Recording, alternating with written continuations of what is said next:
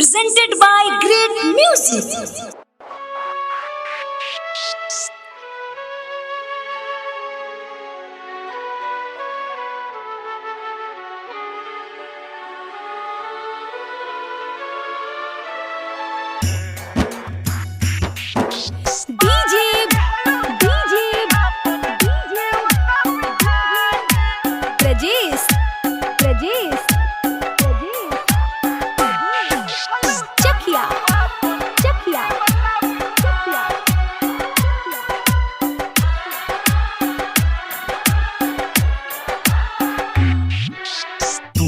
रहलो दिल तू ही धड़कन हो, तू ही रहलो चैन तू ही तड़पन हो, तू ही तड़पन हो। तू ही रहलो दिल तू ही धड़कन हो, तू ही रहलो चैन तू ही तड़पन हो। कहलो राखे दिल में अपना तुहके देवता बना के, मार दिहलो जान अपने नेवता बैठा के, मार दिहलो जानो अपने नेवता बैठा के, मार दिहलो जान अपने नेवता बैठा के, मार दिहलो जानो अपने नेवता बैठा के। तू ही रहलो दिल तू ही धड़कन हो, तू ही रहलो चैन तू ही तड़पन हो।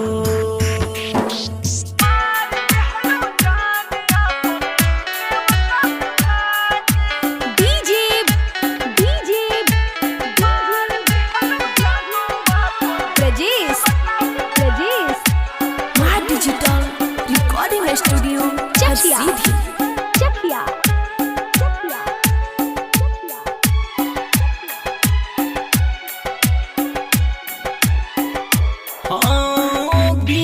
कसूर के तू दिहलू रुआई, तू हो तड़प बुह जब जबे हमारे याद आई।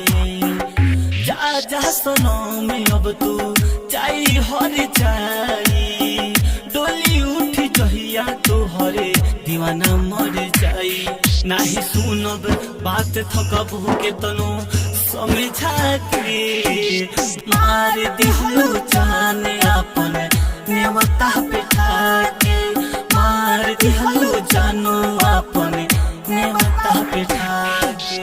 तू ही रहलो दिल तू ही धड़कन हो, तू ही रहलो चैन तू ही तड़पन हो।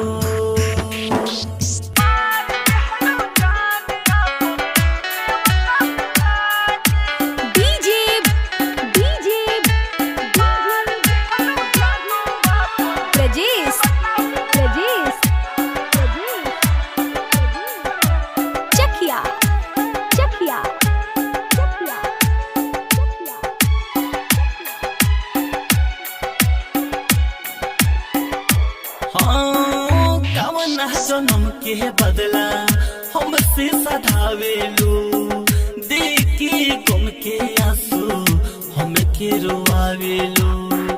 सूझ के बतिया पा होके मजबूर हो, जात बाहर जानू राजा मासूम से दूर।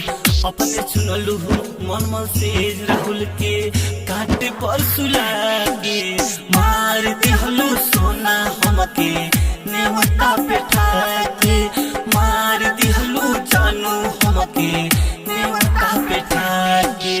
तू ही रहलो दिल तू ही धड़कन हो, तू ही रहलो चैन तू ही तड़पन हो।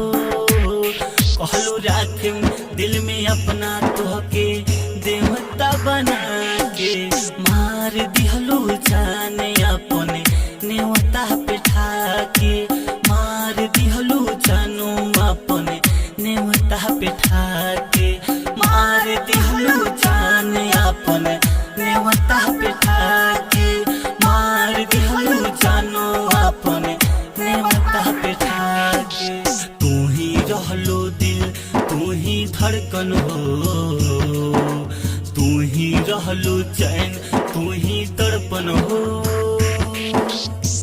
डिजिटल रिकॉर्डिंग स्टूडियो हर सीधी।